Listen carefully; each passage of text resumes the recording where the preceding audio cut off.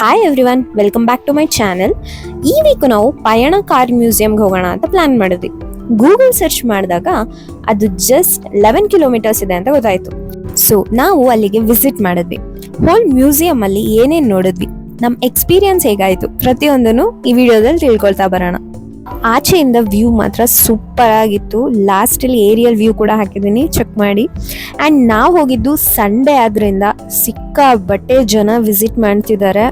ನನಗೆ ಇಲ್ಲಿ 2 ವಿಷಯಗಳು ಸಿಕ್ಕಾಬಟ್ಟೆ ಇಷ್ಟ ಆಯಿತು. ಏನಂತ ವಿಡಿಯೋದ ಹೋಗ್ತಾ ಎಕ್ಸ್ಪ್ಲೈನ್ ಮಾಡ್ತೀನಿ. ಆ್ಯಂಡ್ ನಮಗೆ ಟಿಕೆಟ್ ಕೌಂಟರಲ್ಲಿ 50 ರೂಪೀಸ್ ಚಾರ್ಜ್ ಮಾಡಿದ್ರು.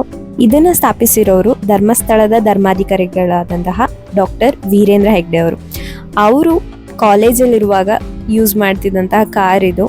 ಎಂಟರ್ ಆಗ್ತಿದ್ದಂಗೆ ನಮಗೆ ಡಿಫ್ರೆಂಟ್ ಏಜಸಲ್ಲಿ ಯಾವ್ಯಾವ ರೀತಿ ವೀಲ್ಸ್ಗಳನ್ನ ಯೂಸ್ ಮಾಡ್ತಿದ್ರು ಪ್ರತಿಯೊಂದನ್ನು ಕೂಡ ಅಲ್ಲಿ ನಮಗೆ ಎಕ್ಸಿಬಿಟ್ ಮಾಡಿದರು. ಆ್ಯಂಡ್ ಜಟಕಾ ಗಾಡಿಯಿಂದ ಹಿಡಿದು ಮನುಷ್ಯರು ತಳ್ಕೊಂಡು ಹೋಗೋ ಗಾಡಿಯಿಂದ ಪ್ರತಿಯೊಂದು ಕೂಡ ಕಲೆಕ್ಷನ್ಸ್ ತುಂಬ ಚೆನ್ನಾಗಿತ್ತು. ನಾವು ಗೆಸ್ ಮಾಡ್ತಾ ಹೋಗ್ತಾ ಇದ್ವಿ ಅಲ್ಲ, ಆ್ಯಕ್ಚುಲಿ ಇದು ಎತ್ತನ ಗಾಡಿನ ಅಥವಾ ಮನುಷ್ಯರು ತಳ್ಕೊಂಡು ಹೋಗೋ ಗಾಡಿನ ಅಂತ ಪ್ರತಿಯೊಂದು. ಬಟ್ ಇದೇನು ನೋಡ್ತಿದ್ದೀರಾ, ಇದೆಲ್ಲ ಈಗಲೂ ಹಳ್ಳಿಲಿದೆ ಆ್ಯಕ್ಚುಲಿ, ಎತ್ತು ಎಲ್ಲ ತಳ್ಕೊಂಡು ಹೋಗೋದು. ಆ್ಯಂಡ್ ಇಲ್ಲಿಂದ ವಿಂಟೇಜ್ ಕಾರ್ದು ಕಲೆಕ್ಷನ್ಸ್ ಶುರು ಆಗುತ್ತೆ. ಫಸ್ಟ್ ಕಾರೇ ನಮ್ಗೆ ಸಿಕ್ಕಿದ್ದು ಫಿಯೇಟ್. ಆ್ಯಕ್ಚುಲಿ ಕಲರ್ ಕಾಂಬಿನೇಷನ್ಸು ಈಗಲೂ ಕೂಡ ನಮಗೆ ಈ ಥರ ಕಲರ್ ಕಾಂಬಿನೇಷನ್ಸ್ ಸಿಗಲ್ಲ. ಆ ಕಾಲದಲ್ಲೇ ಕಲರ್ ಕಾಂಬಿನೇಷನ್ಸ್ ನನಗೆ ಸಿಕ್ಕಾಬಟ್ಟೆ ಇಷ್ಟ ಆಯಿತು. ಪ್ರತಿಯೊಂದ್ರದ್ದು ತುಂಬ ಚೆನ್ನಾಗಿದೆ. ಆ್ಯಂಡ್ ಇಲ್ಲಿ ನಾವು ಒಂದು ಅಬ್ಸರ್ವ್ ಮಾಡಿದ್ವಿ, ಏನಂತ ಹೇಳಿದ್ರೆ ಪ್ರತಿ ಕಾರ್ಗೂ ನಿಮ್ಗೆ ಅಲ್ಲೇನು ಚಿಕ್ಕ ಹೋಲ್ ಕಾಣಿಸ್ತಿದೆಯಲ್ಲ, ಅದರಿಂದ ನಾವು ಆ ಕಾರ್ನ ಸ್ಟಾರ್ಟ್ ಮಾಡ್ತೀವಿ. ಆ್ಯಕ್ಚುಲಿ ಒಂದು ಟೂಲ್ ಬರುತ್ತೆ, ಅದನ್ನು ಆ ಹೋಲ್ ಒಳಗೆ ಹಾಕಿ ತಿರುಗಿಸಿದ್ರೆ ಗಾಡಿ ಸ್ಟಾರ್ಟ್ ಆಗುತ್ತೆ. ಸೊ ಆ ಥರ ಹಳೆ ಕಾಲದಲ್ಲಿ ಇದ್ದಿದ್ದು. ಈ ಕಾರ್ ಏನು ನೋಡ್ತಿದ್ರ, ಇದು ಮಹಾತ್ಮ ಗಾಂಧೀಜಿಯವರು ಯೂಸ್ ಮಾಡ್ತಿದ್ದಂಥ ಕಾರು. Studebaker President. ನಾನೊಂದು ಟೂಲ್ ಅಂತ ಹೇಳಿದ್ನಲ್ಲ, ಅಲ್ಲಿ ನೋಡಿ ಅದೇನೆ, ಅದನ್ನು ಹಾಕಿ ತಿರುಗಿಸಿ ಗಾಡಿ ಸ್ಟಾರ್ಟ್ ಮಾಡೋದು. ಒಂದಕ್ಕಿಂತ ಒಂದು ಗಾಡಿ ತುಂಬ ಚೆನ್ನಾಗಿ ಕಾಣಿಸ್ತಿತ್ತು. ಆ್ಯಂಡ್ ನಾನು ಅಬ್ಸರ್ವ್ ಮಾಡಿರೋ ಪ್ರಕಾರ ಇದುವರೆಗೂ ನಾವೇನು ನೋಡ್ಕೊಂಬಂದ್ವಿ, ಯಾವುದೇ ಕಾರು ಕೂಡ ಮೂಲ ದೇಶ ಅಂದರೆ ಬೇಸ್ ಕಂಟ್ರಿ ಬಂದ್ಬಿಟ್ಟು ಇಂಡಿಯಾ ಆಗಿಲ್ಲ ಇದುವರೆಗೂ. ನಮಗೆ ಮುಂದೆ ಸಿಗುತ್ತಾ ಇಂಡಿಯಾ, ನೋಡೋಣ. ವಾವ್, ಇದು ಸೂಪರ್ ಆಗಿದೆ. ಯಾವ ಕಾರು? ಎಸ್, ಫೇಸರ್. Almost 80% of car brands name ನಾನಂತೂ ಕೇಳಿಲ್ಲ. ಖಂಡಿತ ವಿಂಟೇಜ್ ಕಾರ್ ಲವರ್ಸ್ ಖಂಡಿತ ಕೇಳಿರ್ತಾರೆ. ಆ್ಯಂಡ್ ಈಗೇನು ನೋಡ್ತಾ ಇದ್ದೀವಿ, ಇದು ಮಹಾರಾಜರು ಯೂಸ್ ಮಾಡ್ತಿದ್ದಂಥ ಕಾರು, UK ಇಂದ ಇಂಪೋರ್ಟ್ ಮಾಡಿಸ್ಕೊಂಡಿರೋದು. ಹಾಗೆ ಮುಂದುವರೆದ್ರೆ ನಮಗಲ್ಲಿ 2 ವೀಲರ್ಸ್ ಕಲೆಕ್ಷನ್ಸ್ ಕೂಡ ಇತ್ತು. ಆ ವೆಹಿಕಲ್ಸ್ನೆಲ್ಲ ನಂಗಂತೂ ನೆನಪಿರೋಂಗೆ ಈ ಹಳೆ ಮೂವೀಸಲ್ಲಿ ರಾಜ್ಕುಮಾರ್ದಿರ್ಬೋದು, ಶಂಕರ್ನಾಗಿರ್ಬೋದು, ಅನಂತ್ನಾಗ್, ಆ ಥರ ಮೂವೀಸಲ್ಲಿ ನೋಡಿದ್ದ ನೆನಪು ನನಗೆ.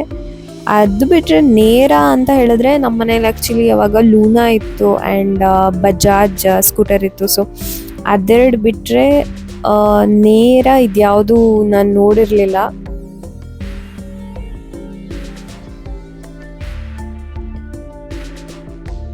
ಅಲ್ಲಿ ಬಜಾಜ್ ಆ್ಯಂಡ್ 2 ಬೈಕ್ ಇತ್ತು. ಅದಂತೂ ಲೈಕ್ ನೇರ ಫಿಲಮ್ ಶೂಟಿಂಗಿಂದ ತೊಗೊಬಂದಂಗಿತ್ತು. ಬೈಕ್ ಕಲೆಕ್ಷನ್ಸ್ ಅಷ್ಟೇ ಇದ್ದಿತ್ತು. ಮತ್ತು ಕಾರ್ ಕಲೆಕ್ಷನ್ಸ್ಗೆ ಹೋಗ್ಬೇಕಂತ ಹೇಳಿದ್ರೆ, ನಾನು ಆಗಲೇ ಹೇಳ್ತಿದ್ದೆ ನನಗೆ ಇಂಡಿಯಾದು ಯಾವುದೇ ರೀತಿ ಕಾರ್ಸ್ ಸಿಗಲಿಲ್ಲ ಇದುವರೆಗೆ ಅಂತ. ಬಟ್ ಇಲ್ಲಿ ನೋಡಿ, ಹಿಂದೂಸ್ತಾನ್ ಅಂತಲೇ ಕಾರ್ ಇದೆ. ಆ್ಯಂಡ್ ನೆಕ್ಸ್ಟ್ ಬಂದುಬಿಟ್ಟು ಹಿಂದೂಸ್ತಾನ್ ಲ್ಯಾಂಡ್ ಮಾಸ್ಟರ್, ಇದು ಕೂಡ ಇಂಡಿಯಾದೆ. ನೆಕ್ಸ್ಟ್ ನೋಡೋಂಗಿದ್ರೆ ಹಿಂದೂಸ್ತಾನ್ ಅಂಬಾಸಿಡರ್, ಇದು ಸೂಪರ್ ಆಗಿದೆ. ನಿಮ್ಗೆ ಇಷ್ಟರಲ್ಲಿ ಯಾವ ಕಾರ್ ಇಷ್ಟ ಆಯಿತು ಅಂತ ಖಂಡಿತ ಕಮೆಂಟ್ ಸೆಕ್ಷನಲ್ಲಿ ಕಮೆಂಟ್ ಮಾಡಿ. ಇದು ಬಂದ್ಬಿಟ್ಟು ಶೆವರ್ಲೆಟ್, ಸೂಪರ್ ಆಗಿದೆ ಅಲ್ಲ. ಆ್ಯಂಡ್ ನಂಗೆ ಈ ಕಲರ್ ಸಿಕ್ಕಾಬಟ್ಟೆ ಇಷ್ಟ ಆಯಿತು. 1960 ಮಾಡೆಲ್. ಇದು ಬಂದ್ಬಿಡು ನೇಮ್ ಚೆನ್ನಾಗಿದೆ ಆಯಿತಾ, ಗಾಜ್ ಫ್ರಮ್ ರಷ್ಯಾ, 1953. ಒಳ್ಳೆ ಮಿಲ್ಟ್ರಿ ಗಾಡಿ ಥರ ಇದೆ ಅಲ್ವಾ. ಈ ಕಾರ್ನ ಆಲ್ಮೋಸ್ಟ್ ಹಾಲಿವುಡ್ ಮತ್ತು ಇಂಡಿಯನ್ ಫಿಲಮ್ಸ್ಗಳಿಗೆ ತುಂಬ ಯೂಸ್ ಮಾಡ್ತಿದ್ರು ಶೆವರ್ಲೆಟ್ ಅವ್ರದ್ದು. ಅದಕ್ಕೆ ಅವರು ಅಡ್ವರ್ಟೈಸ್ಮೆಂಟ್ಗೆ ಅಲ್ಲಿ ಹಿಂದ್ಗಡೆ ಪೋಸ್ಟರ್ಸ್ಗಳು ಕೂಡ ಹಾಕಿದ್ರು. ಅಲ್ಲಿ ಒಂದು ಇಂಟ್ರೆಸ್ಟಿಂಗ್ ಪೋಸ್ಟರ್ ಏನಂದರೆ ರಜನಿಕಾಂತದಿತ್ತು. ಇನ್ನು ಮೇಂಟೆನೆನ್ಸ್ ಅಂತ ಬಂದರೆ ತುಂಬ ಚೆನ್ನಾಗಿ ಮೇಂಟೈನ್ ಮಾಡಿದ್ರು. ಇನ್ನೂ ಸುಮಾರು ಸ್ಪೇಸ್ಗಳಿತ್ತು, ತುಂಬ ಗ್ಯಾಪ್ಸ್ಗಳಿತ್ತು. I hope in the coming days ಇನ್ನೂ ಸಿಕ್ಕಾಬಟ್ಟೆ ಇದನ್ನು ಡೆವಲಪ್ ಮಾಡೋ ಪ್ಲ್ಯಾನಲ್ಲಿದ್ದಾರೆ ಅಂತ. ಈ ಕಾರ್ ಏನು ನೋಡ್ತಿದ್ದೀರಾ, ಇದು ಬಂದ್ಬಿಟ್ಟು CV ರಾಮನ್ ಅವರು ಯೂಸ್ ಮಾಡ್ತಿದ್ದು Studebaker Champion from USA. ಮೇಲಿಂದ ಮರ್ಸಿಡೀಸ್ ಬೆನ್ಸ್ನ ಕ್ಯಾಪ್ಚರ್ ಮಾಡಿರೋದ್ರಿಂದ ತುಂಬ ಚೆನ್ನಾಗಿ ಕಾಣಿಸ್ತಿತ್ತು. ಆ್ಯಂಡ್ ನಾನು ಆಗ್ಲೇ ಈ ಮ್ಯೂಸಿಯಮಲ್ಲಿ ನಂಗೆ ಇಷ್ಟವಾಗಿದ್ದ 2 ಪಾಯಿಂಟ್ಸ್ ಇದೆ ಅಂತ ಹೇಳ್ತಿದ್ದೆ. ಮೊದಲನೇದೇನಪ್ಪ ಅಂತ ಹೇಳಿದ್ರೆ, ಇದು ಡಿಸೇಬಲ್ ಫ್ರೆಂಡ್ಲಿ. ಎಲ್ಲೂ ಕೂಡ ನಿಮಗೆ ಸ್ಟೆಪ್ಸ್ ಕಾಣಿಸೋದಿಲ್ಲ. ಇದೊಂಥರ ಕ್ಯೂಟ್ ಜಂಗಲ್ ಸಫಾರಿ ಗಾಡಿ ಥರ ಇದೆ. ಸೈಡೆಲ್ಲ ಓಪನ್ ಇದೆ, ಮತ್ತು ಹೈಟು ಏನು ತುಂಬ ಇಲ್ಲ. ಆ್ಯಂಡ್ ಇಲ್ಲಿ ಕಾಣಿಸ್ತಿರೋ ಕಲೆಕ್ಷನ್ಸ್ ಎಲ್ಲ ಫಿಯೆಟ್.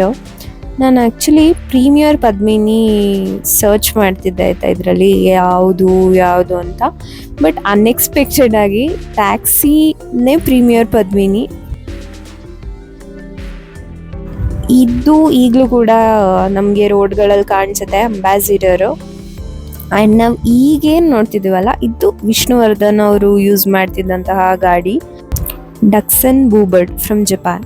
ಇಲ್ಲಿಂದ ಗೂಡ್ಸ್ ಗಾಡಿ ಮತ್ತು ಟ್ರಕ್ಸ್ದು ಕಲೆಕ್ಷನ್ ಶುರು ಆಯಿತು. ಆ್ಯಂಡ್ ಇದನ್ನು ನೋಡಿದಾಗಂತೂ ನನಗೆ ಒಂಥರ ರಾಕ್ಷಸನ ಹಲ್ಲು ಬಾಯಿ ಎಲ್ಲ ಬಿಟ್ಕೊಳಂಗಿತ್ತು.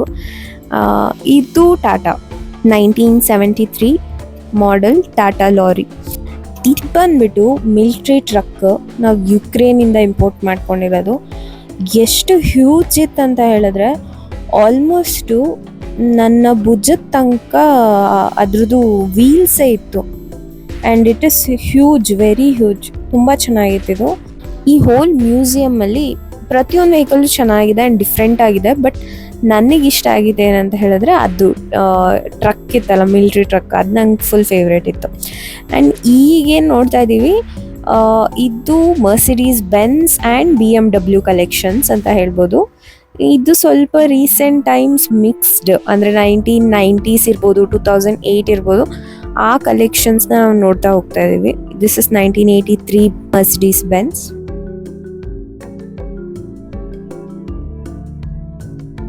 ಇದು ಭಾರತದ ಗಾಡಿ ಆ್ಯಕ್ಚುಲಿ, ಸಿಪನಿ ಡಾಲ್ಫಿನ್ ಸಲೂನ್. ಆ್ಯಂಡ್ ಇದು ಇಂಡಿಯಾಸ್ ಫಸ್ಟ್ ಬ್ಯಾಟ್ರಿ ಕಾರ್. ಹಾಗೆಯೇ ಕಾರ್ ಕಲೆಕ್ಷನ್ಸ್ ಆದಮೇಲೆ ನಮಗಲ್ಲೊಂದು ಚಿಕ್ಕ ಮ್ಯೂಸಿಯಂ ಇತ್ತು. ಹಳೆ ಕಾಲದ ಕಲೆಕ್ಷನ್ಸ್ ಎಲ್ಲ ಇಟ್ಟಿದ್ರು. ಈಗ ನೀವು ನೋಡ್ತಿರೋದು ಅಡುಗೆ ಮನೆಗಳಲ್ಲಿ ಯೂಸ್ ಮಾಡೋಂತಹ ವಸ್ತುಗಳು. ಇದು ಬಾವಿಗೆ ಹಗ್ಗ ಹಾಕಿಬಿಟ್ಟು ಎಳೆಯೋಂಥ ಸಾಧನ. ಇದು ದೊಡ್ಡ ದೊಡ್ಡ ಪಾತ್ರೆ. ಅಲ್ಲಿ ನಂಗೆ ಇನ್ನೊಂದು ಇಂಪ್ರೂವ್ಮೆಂಟ್ ಬೇಕು ಅಂತ ಅನಿಸಿದ್ದೇನೆಂದರೆ, ಇದು ಯಾವುದಕ್ಕೂ ನಮಗೆ ಹೆಸರು ಹಾಕಿರಲಿಲ್ಲ. ಸೊ ನಮಗೆ ಅಷ್ಟು ಗೊತ್ತಾಗ್ತಾ ಇರಲಿಲ್ಲ ಯಾವುದೇನು ಅಂತ.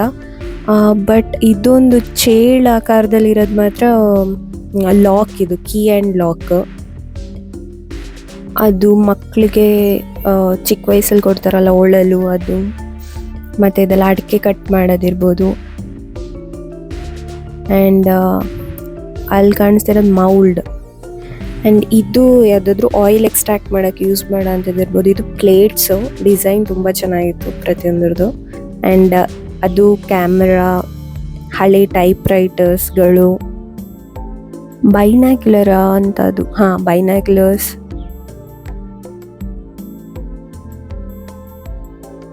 And telephone. ಆ್ಯಂಡ್ ಇದು ತಾಳೆಗರಿಲಿ ಬರೆದಿದ್ದಂತಹ ಲಿಪಿ. ಒಂದೊಂದು ಅಕ್ಷರನೂ ತುಂಬ ಚೆನ್ನಾಗದು ವಿಸಿಬಿಲಿಟಿ ಇತ್ತು. ಹಾಗೆ ನೆಕ್ಸ್ಟ್ ಬಂದರೆ ಚಿಕ್ಕ ಚಿಕ್ಕ ಐರನ್ ವರ್ಕ್ಸ್ಗಳಿತ್ತು. ಆ್ಯಂಡ್ ಇದು ರಾಮನ್ ಸ್ಟುಡಿಯೋದಲ್ಲಿ ತೆಗೆದಿರೋದು, ಮೈಸೂರಲ್ಲಿ ಇರೋದು ಹಳೆಯ ಸ್ಟುಡಿಯೋ. ಇದೊಂದು ಬ್ಯಾಡ್ಮಿಂಟನ್ ರ್ಯಾಕೆಟ್ ಥರ ಇತ್ತಾಯ್ತಾ. ಬಟ್ ಇದು ಎಲ್ಲೋ ರೈಲ್ವೇಸಲ್ಲೆಲ್ಲೋ ಯೂಸ್ ಮಾಡೋದು ನೋಡಿದ್ದೀನಿ, ಏನಕ್ಕಂತ ಗೊತ್ತಿಲ್ಲ. ಇದು ಆ ಕಾಲದ ರೇಡಿಯೋಸ್ಗಳು. ಆ್ಯಂಡ್ ಅಲ್ಲಿ ಕಾಯಿನ್ಸ್ ಕಲೆಕ್ಷನ್ಸ್ ಇತ್ತು, ರಾಜ್ರ ಕಾಲದಿರ್ಬೋದು. ಆ್ಯಂಡ್ ಗೌರ್ಮೆಂಟ್ ಬಂದಮೇಲೆ ನಾವು ಯೂಸ್ ಮಾಡ್ತಿದ್ದಂಥ 50 ಪೈಸೆ, 1 ರೂಪಿ, 25 ಪೈಸೆ ಅವುಗಳಿರ್ಬೋದು. ಆ್ಯಂಡ್ ನೋಟ್ಸ್ ಕಲೆಕ್ಷನ್ ಇತ್ತು. ಇದೆಲ್ಲ ಹೆಂಗಂದರೆ 80s and 90s kids at least 50% ನೋಡಿರ್ತಾರೆ, ಬಟ್ 20s ಕಿಡ್ಸ್ ಅಂತೂ ಇದು ಯಾವುದನ್ನು ನೋಡಿರಲ್ಲ. ಸೊ ಹಾಗಾಗಿ ಒಂದ್ಸಲ ವಿಸಿಟ್ ಮಾಡಬೇಕು ಎಲ್ಲರೂ. ಆ್ಯಂಡ್ ಇದು ಹಳೆ ಫಿಲಮ್ ಥಿಯೇಟರ್ಸ್ಗಳಲ್ಲಿ ಯೂಸ್ ಮಾಡ್ತಿದ್ದು, ರೀಲ್ಸ್ ಇದ್ದಿದ್ದ ಕಾಲದಲ್ಲಿ. ಇದು ನೋಡಿ ಲ್ಯಾಟಿನ್ಸು. ಆ್ಯಂಡ್ ಇದು ಪ್ರಿಂಟಿಂಗ್ ಮಿಷಿನ್, ಆ್ಯಕ್ಚುಲಿ ಪೇಪರ್ ಇಟ್ಟು ಪ್ರೆಸ್ ಮಾಡೋ ಅಂಥದ್ದು.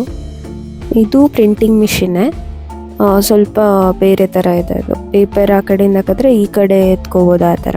ಇನ್ನು ಆಯುಧಗಳ ಕಲೆಕ್ಷನ್ಸಿಗೆ ಬಂದರೆ, ಮಹಾರಾಜರ ಕಾಲದಲ್ಲಿ ಯೂಸ್ ಮಾಡ್ತಿದ್ದಂತಹ ಕತ್ತಿ, ಚಾಕು ಅದರಿಂದ ಹಿಡಿದು ಗನ್ಸ್ಗಳವರೆಗೂ ಕೂಡ ಅಲ್ಲಿ ಕಲೆಕ್ಷನ್ಸ್ ಇತ್ತು. ನಾನು ಆಗಲೇ ನನಗೆ 2 ವಿಷಯ ಇಷ್ಟ ಆಗಿತ್ತು ಇಲ್ಲಿ ಅಂತ ಹೇಳಿದ್ದೆ. ಒಂದು ಡಿಸೇಬಲ್ ಫ್ರೆಂಡ್ಲಿ, ಇನ್ನೊಂದು ಏನಂತ ಹೇಳಿದ್ರೆ ಆರ್ಮಿ ಮತ್ತು ಎಕ್ಸ್ ಆರ್ಮಿ ಅಫಿಷಿಯಲ್ಸ್ಗೆ ಇಲ್ಲಿ ಕಾಂಪ್ಲಿಮೆಂಟ್ರಿ ಎಂಟ್ರಿ ಇರುತ್ತೆ, ಅಂದರೆ ಫ್ರೀ ಇರುತ್ತೆ. ಇಟ್ಸ್ ನಾಟ್ ಲೈಕ್ ಅವ್ರಿಗೆ 50 ರೂಪೀಸ್ ಜಾಸ್ತಿ ಅಥವಾ ಕಮ್ಮಿ ಅಂತ ಅಲ್ಲ. It's more like recognising them and showing some respect ಅಂತ ನನಗನ್ನಿಸ್ತು. ಆ್ಯಂಡ್ ನಂಗೆ ಇಷ್ಟ ಆಯ್ತು ಅದು. ಓವರಾಲ್ ಈ ಮ್ಯೂಸಿಯಂ ಬಗ್ಗೆ ಹೇಳಬೇಕಂದ್ರೆ, ವಿಸಿಟ್ ಮಾಡಬೇಕಾ ಬೇಡವಾ ಅಂತ ಕೇಳಿದ್ರೆ ಖಂಡಿತ ಒಂದ್ಸಲ ವಿಸಿಟ್ ಮಾಡಲೇಬೇಕು. ಆ್ಯಂಡ್ ಅಲ್ಲೇ ನಮಗೆ ಹರಿಗೋವಿಂದಂ ರೆಸ್ಟೋರೆಂಟ್ ಇದೆ, self service. Actually food try ಮಾಡೋಕ್ಕೆ ಹೋದ್ವಿ, ಬಟ್ ಆಗಲಿಲ್ಲ, ತುಂಬ ರಶ್ ಇದ್ದಿದ್ದರಿಂದ. ಬಟ್ ಅಲ್ಲಿಂದ ಹೊರಗೆ ಬರ್ತಿರೋರನ್ನ ಕೇಳಿದಾಗ ಫುಡ್ಡು ಕೂಡ ಚೆನ್ನಾಗಿದೆ, ಟ್ರೈ ಮಾಡ್ಬೋದು ಅಂತ ಹೇಳಿದ್ರು. ಸೊ ಇದಾಗಿತ್ತು ಇವತ್ತಿನ ವಿಡಿಯೋ ಇಷ್ಟ ಆದಲ್ಲಿ ಪ್ಲೀಸ್ ಲೈಕ್ ಮಾಡಿ, ಶೇರ್ ಮಾಡಿ ಆ್ಯಂಡ್ ಸಬ್ಸ್ಕ್ರೈಬ್ ಮಾಡೋದನ್ನ ಮಾತ್ರ ಮರಿಬೇಡಿ. See you in the next video. Bye.